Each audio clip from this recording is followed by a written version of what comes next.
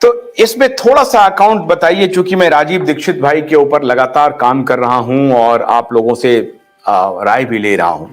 ये जो जी, राजीव दीक्षित जी की जो मृत्यु है, शिवांक भाई, जी, जी, हाँ जी। उनका उसके बाद जो मूवमेंट हुआ है और आज जिस व्यक्ति की पार्टी सत्ता में है और एमसीडी में भी जीत गई और जिस प्रकार के ढोल नगाड़े बज रहे हैं आप देख रहे हैं, जी, उनका कोई रिलेशन आपको लगता है कि इंटरनेशनल कोई ऑपरेशन है और उसमें ये लोग सब शामिल हैं? जी, कनेक्शन बिल्कुल है। पूरा पूरा संबंध है।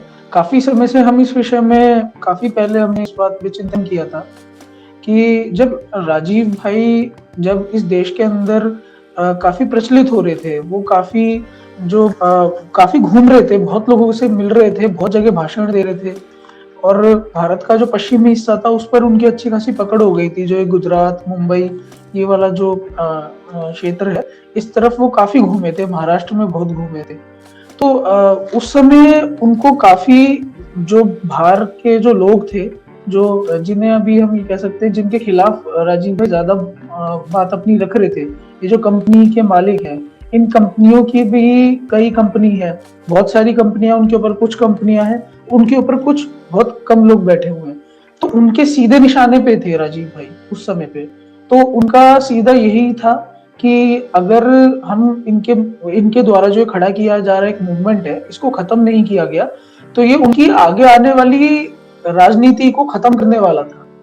क्योंकि उनके दिमाग में क्या था, जो बाहर बैठे हुए लोग हैं, उनके दिमाग में ये बात उनको ये समझ आ गई थी कि बहुत समय से लोग कांग्रेस से त्रस्त हो चुके हैं।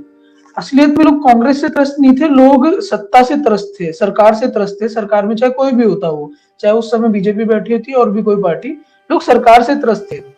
तो जो लोग सरकार से त्रस्त थे, वो उनको समझ आ रहा था क्योंकि त्रस्त भी लोग इसलिए ही होते हैं, क्योंकि वो जो नीतियाँ बन के आ रही थी सरकार के द्वारा, वो भी वहीं से बन के आ रही थी और उससे उनका समाज का, लोगों का त्रस्त होना तो स्वाभाविक था।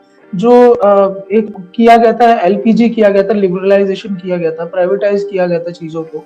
तो उससे धीरे-धीरे इकोनॉमी खत्म हो रही थी, लोग परेशान हो ही रहे थे।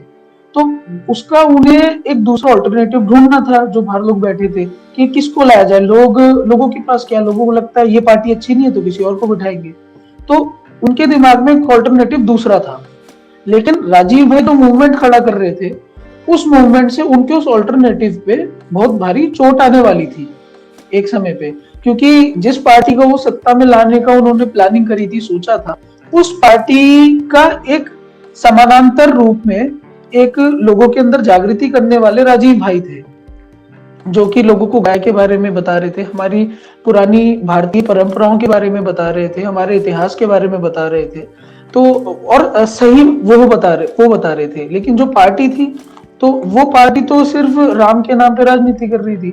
तो और राम के असली चरित्र को राजीव भाई बता रहे थे। तो वो उसको बहुत नुकसान पहुंचा था।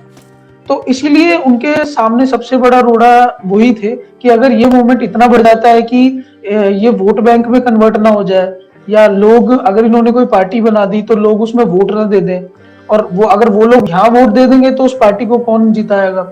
तो इसलिए उनको मरवाना बहुत जरूरी था राजीव भाई को। अब उनके उनकी मृत्यु में वो कैसे हुई, उसके उसमें कौन सम्मिलित है, उसके देखिए डिटेल में जाने में तो उसमें पूरा जांच करनी पड़ेगी। उसमें मैं अभी स्पष्ट रूप से ऐसा कुछ नहीं कह सकता कि कई लोग रामदेव बाबा पे इल्जाम लगाते हैं।